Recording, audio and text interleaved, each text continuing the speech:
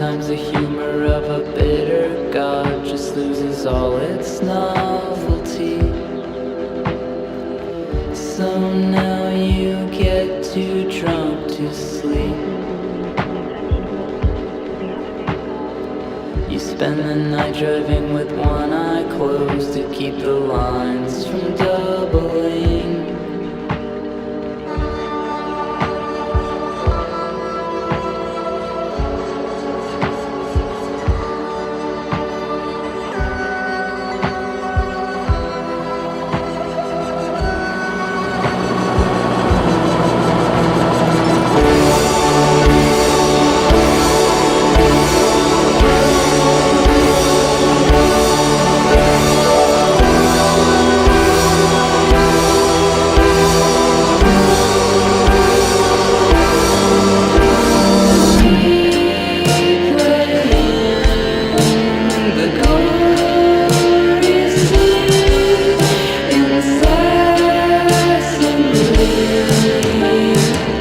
Forgot the safe word was imaginary.